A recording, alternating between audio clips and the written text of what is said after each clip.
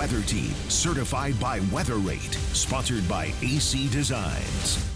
All right, look at Milton out there in the Gulf of Mexico, unfortunately continuing to organize and to strengthen. Milton now has winds of 90 miles an hour sustained. That is still a Cat 1, but it's a strong Cat 1, and it is expected to become a Category 2 very soon. And then the forecast calls it for even be a Category 3, a major hurricane by 8 p.m. Monday, and then a Category 4 hurricane with sustained winds of 145 miles an hour by 8 a.m. Tuesday morning. From there, it will likely stay at Category 4 strength, but notice then it's going to start to weaken some. So Tuesday 8 p.m. out here in the Gulf, 145 mile per hour winds, and then by Wednesday morning 130 mile per hour winds. So at least the trend shows it weakening somewhat before landfall, but still it is forecast to be a major hurricane at landfall somewhere along the Gulf Coast of Florida. The cone still fairly wide near the Steinhatchee area all the way down towards Naples. The center of that cone still near the Tampa Bay area. But again, remember the center of the storm could make landfall anywhere in this cone. And models are showing it to be a Wednesday night landfall. Perhaps some of them trying to show early Thursday morning, but the National Hurricane Center going with the landfall closer to Wednesday night or Wednesday evening.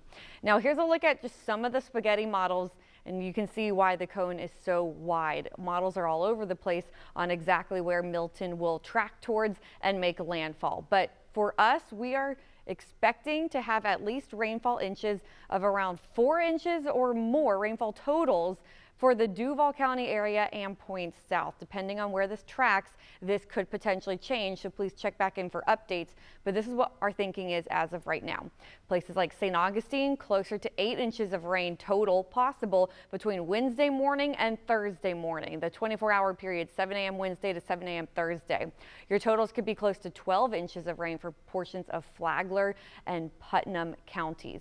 Winds, again, we'll have sustained winds around 40 for coastal areas. They get stronger for southern St. John's, portions of Putnam and Flagler counties, with even stronger wind gusts up to 70 miles an hour. Trees could fall down, power could go out. Make sure that you are charging your devices ahead of this. The timing of that, well, this is a National Hurricane Center graphic, but it shows that by Wednesday 8 p.m. those tropical storm force winds already passed us. So expect those winds to really be picking up Wednesday afternoon into Wednesday evening, and that's when your preps need to be done.